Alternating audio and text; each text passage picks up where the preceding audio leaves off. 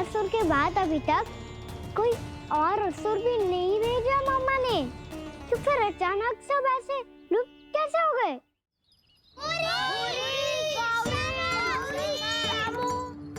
कान्हा, तुझे भी ना मिलो ना। देखा देव ऋषि, इस बालक की चिंता ही बता रही है कि ये भगवान नहीं। नारायण, अब क्या होगा? सब तो समझ देंगे। कहेंगे कि हम अपना दायित्व ना निभा पाए। तुम सब दुखी मत हो, मैं दोष अपने ऊपर ले लूंगा। कान्हा को और तुम सबको कोई ना डांटेगो। मैं बड़ा हूँ, मुझे ध्यान रखना चाहिए था। बड़ा तो मैं भी हूँ उज्जवल। मेरे उत्तर में तुम सब चिंता क्यों कर रहे हो? मैं कुछ हूँ नहीं, बस तुम सब शांत हो जाओ। यदि ये भगवान होता तो अब तक तो अपने बछड़ों का आभास हो गया होता इसे। ब्रह्मदेव, मुझे नहीं लगता कि आपको इनकी परीक्षा लेनी चाहिए। अवश्य लेनी चाहिए देव ऋषि। देखिए, इस बालक के पास इस समस्या का कोई समाधान नहीं। समाधान चिंता करने से ना, चित्त को शांत रखने से मिलता है। बैठो, मैं सिखाता हूँ।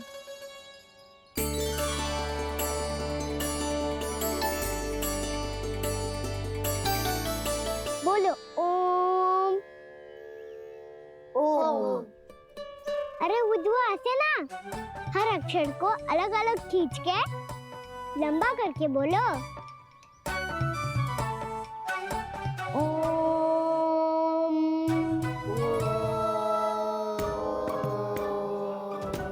अब आंखें बंद करके जाप करो।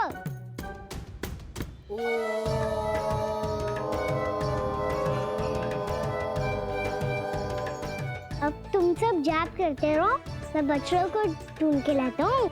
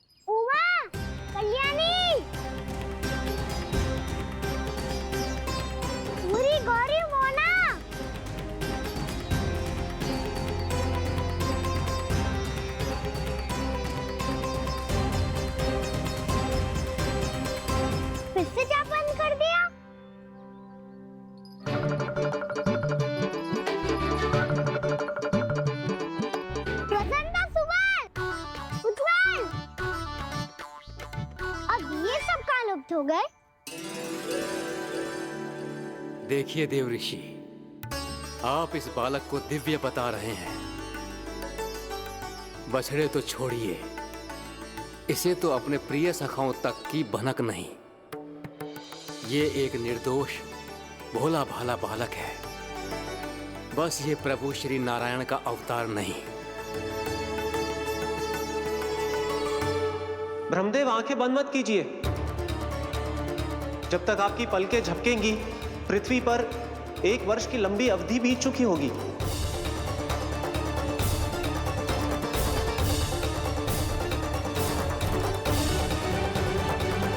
हे प्रभु, अब क्या करेंगे आप? अब क्या करेंगे आप?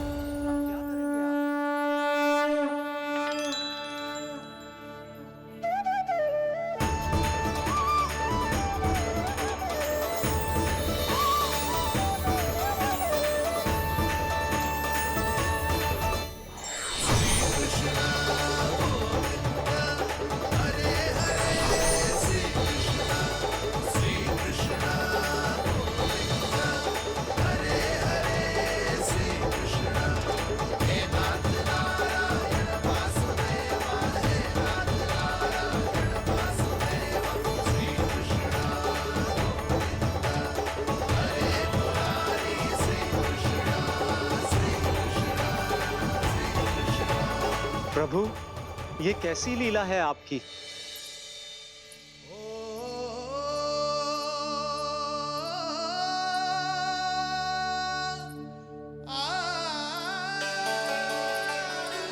यशोदा, इतनी शीघ्रता में कहाँ जा रही हो?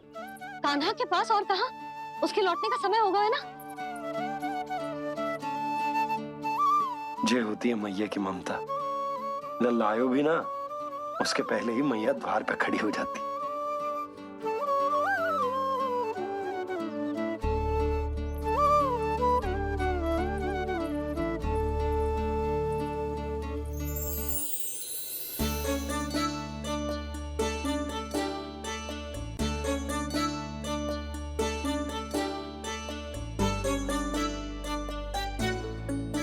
सदैव के जैसे आज भी जे सब गोपियां अपने लल्ला को छोड़कर मेरे कान्हा को ही घेर लेंगी। वो है ही इतना प्यारा।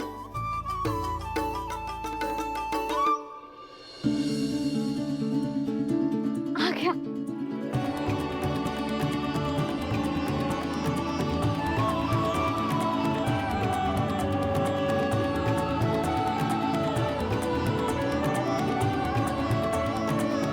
इनके लाड़ के चक्कर में मुझे अपने लल्ला से मिलने का अवसर सबसे बाद में ही मिलता है।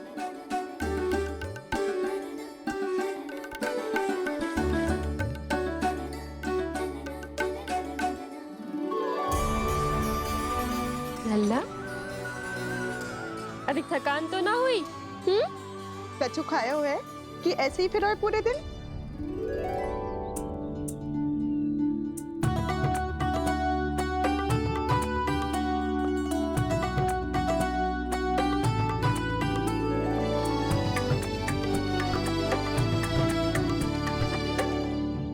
आज मेरे कान्हा को किसी ने पूछो भी ना, ये कैसे संभव है?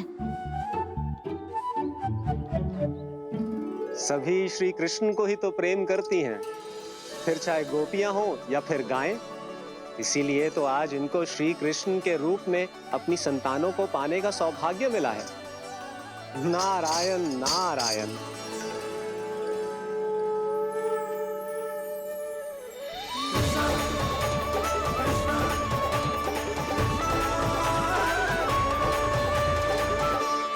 इन सब ने तो मेरे कान्हा की ओर दृष्टि उठा के देखो भी ना।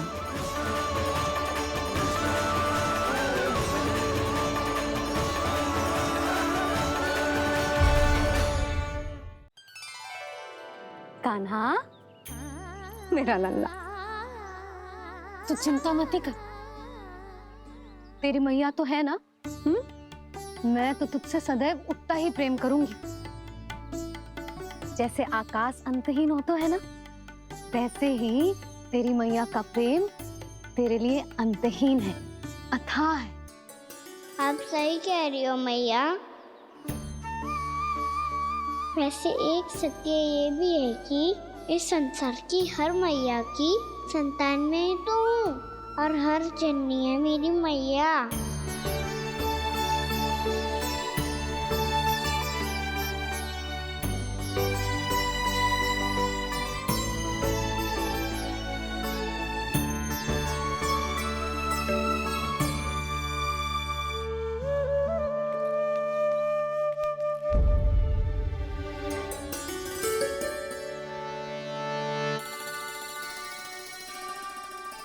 कान्हा छोड़ो, मुझे ऋषिवर के पास जाना है पूजा करने। चले जाना दाऊ, पर ये तो बता दो आज इतना विशेष क्या है कि महर्षि ने आपके लिए पूजा रखी है? मुझे नहीं पता। बताओ ना दाऊ, बोलो ना। संसार के किस कोने में क्या घटना घट रही है तुम्हें अच्छी तरह पता होता है। बस यही नहीं पता कि आज तुम्हारे दाऊ का जन्मदिन है।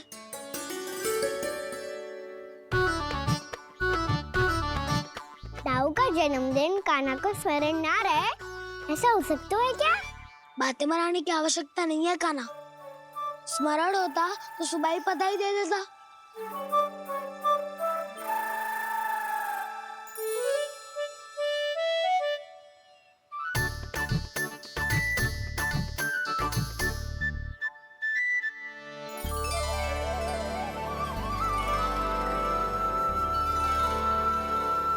सुबह बधाई दे देता तो अभी अचानक से ये उपहार देख के आपको चकित कैसे करता?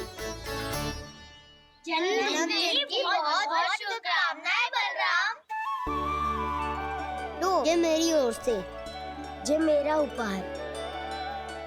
मुझे तो कुछ समझ ही ना आया, इसलिए मैं तुम्हारे लिए यही ले आया हूँ।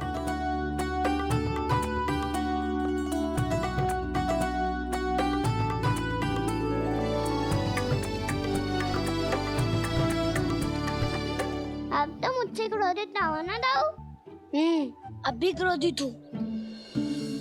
ये उपहार नहीं चाहिए था मुझे तो बस सबसे पहले तुमसे ही बधाई लेनी थी, और वो तुम बन जाने से पहले दे सकते थे ना। भूल हो गई दाऊ। छोटा भाई हूँ ना, क्षमा कर दो ना। बोलो ना दाऊ, अपने कान्हा को क्षमा ना करोगे?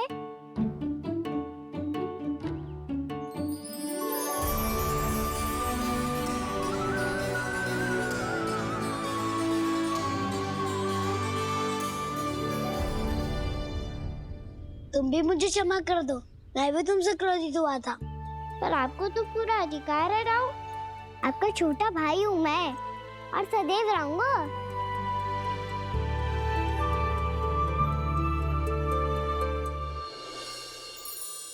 पर दाऊ, आपके पौधों में तो अभी तक फल ना है। ओहो, मैंने कहा तो था, फलों के लिए 1 वर्ष प्रतीक्षा करनी पड़ेगी। अब चलो, पूजा आरंभ होने वाली है।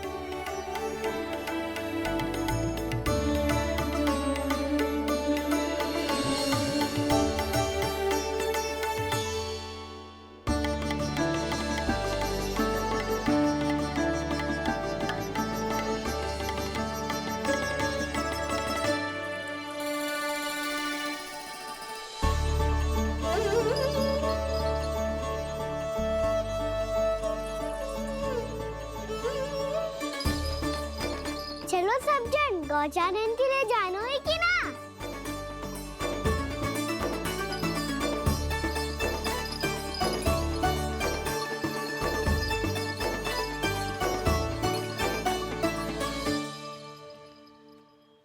पिछले वर्ष से ही देख रहा है, सब कुछ बदल सा गया है। सभी गोपी काकियां अपने अपने पुत्रों पर कुछ अधिक ही ध्यान देने लगी है। कान्हा के व्यवहार में भी कुछ तो परिवर्तन है। यहाँ तक कि गायों का व्यवहार भी अपने बछड़ों के लिए पहले से अलग हो गया है। अवश्य ही मुझसे कुछ ना कुछ छिपा रहा है कान्हा, उससे पूछना होगा। क्या हुआ? इतने निश्चिंत होकर कैसे बैठे हो? बछड़ों का ध्यान कौन रखेगा? चिंता मत करो दाऊ, बछड़ों को ऐसा और गैया को ऐसा रखो है मैंने। नहीं, हम सब ने प्रतिदिन की तरह आज कोई गड़बड़ नहीं होगी। जे का कर दियो कान्हा, आज फिर तुमने ध्यान ना दियो। फिर से गैया बछड़ों को दूध पिला रही है और प्रतिदिन ऐसे ही होता है। और तू यहाँ बैठे बैठे क्या कर रहा है? कितनी बार तुझसे कही है, बछड़ों को गैयों से दूर रखियो।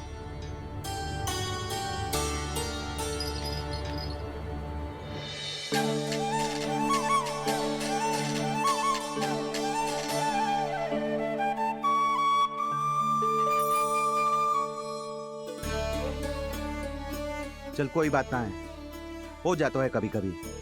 आगे से ध्यान रखियो।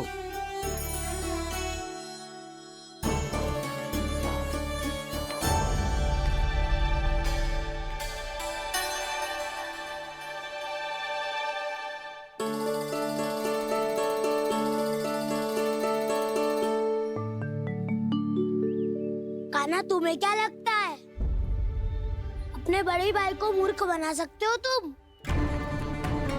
छोटी माँ और छोटे बाबा का प्रेम तुम्हारे लिए कम पड़ गया था क्या? जो अन्य सभी का रूप धारण कर दिया तुमने? ना तो ऐसी बात ना है। कुछ नहीं सुनना मुझे। प्रेम के लिए इतने लोभी हो गए हो तुम कि तुमने अपने सखाओ और बछड़ों का हस्ताक्षर ले लिया। उन्हें उनकी माँ से दूर कर दिया। मैंने ऐसा कुछ नहीं किया दाऊ, मेरी बात तो सुनो। बोलो, क्या सुनाना है ऐसे शब्द? तुमने ये सब क्यों किया कान्हा? ब्रह्मा जी के कारण, ब्रह्मा जी के कारण। हाँ दाऊ, उन्हीं के हट के कारण मुझे ये लीला करनी पड़ी, और अब इसे पूरी करने में मुझे आपकी सहायता की आवश्यकता है। मैं वापस वहीं जाना होगा जहाँ से ये सब आरंभ हुआ था, महर्षि घर के आश्रम के निकट।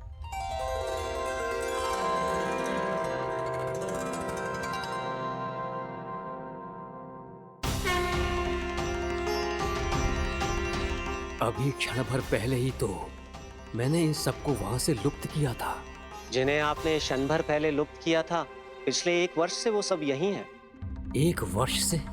आप भूल रहे हैं ब्रह्मदेव, ब्रह्मलोक का एक क्षण पृथ्वी के 1 वर्ष के समान है।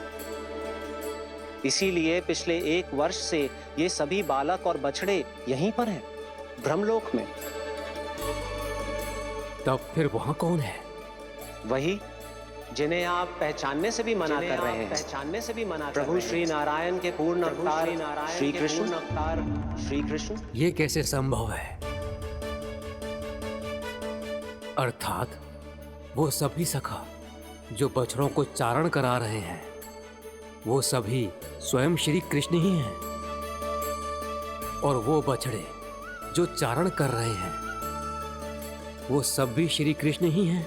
प्रभु इस लीला को पिछले 1 वर्ष से अनवरत चला रहे हैं।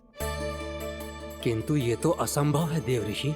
जहाँ श्री कृष्ण है वहाँ सब संभव है ब्रह्मदेव। श्री कृष्ण जानते थे आप क्या कर रहे हैं। वो ये भी जानते थे कि आपका उद्देश्य उनके सखाओं और बछड़ों को हानि पहुंचाना नहीं है। पर 1 वर्ष के लिए इन सब का लुप्त हो जाना गोप गोपियों को बहुत दुखी कर देता। इसीलिए श्री कृष्ण ने अपने आप को सखाओं और बछड़ों के अनेकानेक रूपों में विभाजित कर लिया और उनके माता पिता के साथ रहने लगे, ताकि सबका जीवन वैसा ही चलता रहे जैसे पहले चल रहा था। इसका अर्थ है कि मुझसे बहुत बड़ी भूल हो गई है देव ऋषि, कि मैंने साक्षात प्रभु पर संदेह किया, उनकी शक्तियों पर शंका व्यक्त की, जबकि सत्य तो ये है कि प्रभु के सामने मेरी शक्ति कुछ भी नहीं है। मैं कुछ भी नहीं हूं। मुझे उनके पास जाना चाहिए, अपनी भूल के लिए क्षमा याचना करनी चाहिए।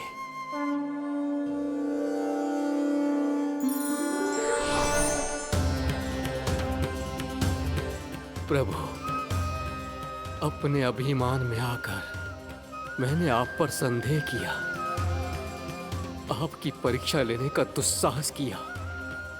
मुझे क्षमा कर दीजिए प्रभु, मुझसे बहुत बड़ी भूल हो गई।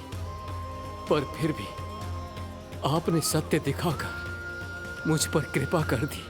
अभी का ब्रह्मदेव, सत्य दिखाना तो अभी शेष है।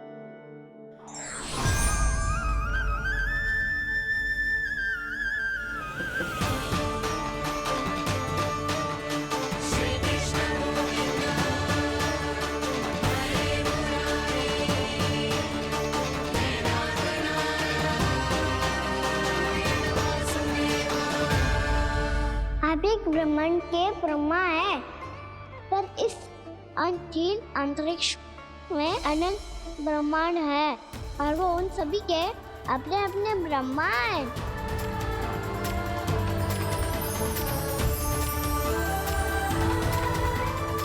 और ये संपूर्ण सृष्टि मेरे भीतर समाई हुई है।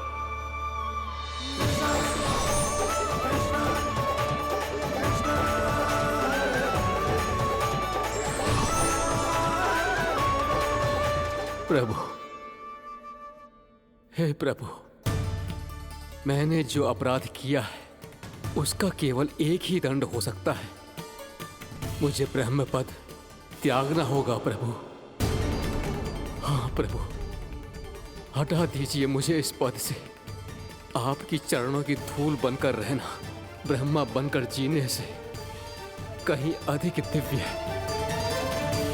बल्कि आपके सखाओं और आपकी प्रिय गायों की चरणों की धूल बनना ब्रह्मा बनने से कहीं अधिक भाग्यशाली है। नहीं ब्रह्मदेव, आपको अपनी भूल का आभास हो गया है, यही पर्याप्त है। अपने अभिमान और परीक्षा लेने की प्रक्रिया में मैं यही भूल गया कि मैंने निर्दोष संतानों को उनके माता पिता से दूर कर दिया। अब तो आपको सत्य पता चल गया प्रजापति। अब कृपया ब्रह्मलोक जाकर मेरे सखा बच्चों को मुक्त कर दीजिए और अपना पदभार फिर से ग्रहण कीजिए, क्योंकि भूल करना उचित नहीं होता। अनुचित तो तब होता है जब व्यक्ति अपनी भूल को स्वीकार ना करे, उसे सीख ना लाए।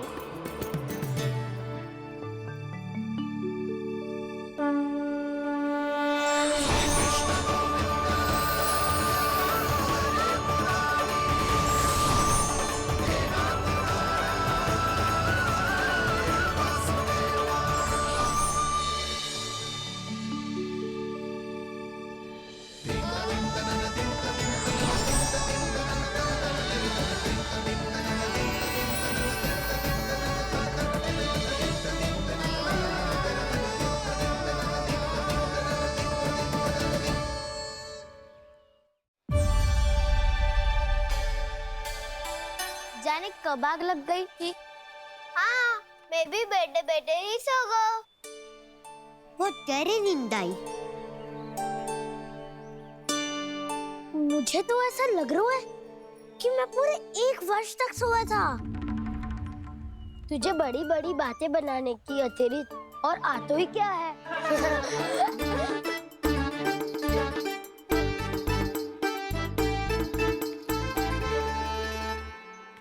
बलराम, तुम आ गए? जन्मदिन की बहुत बहुत बधाई हो। हाँ, जन्मदिन की बहुत बहुत बधाई हो बलराम।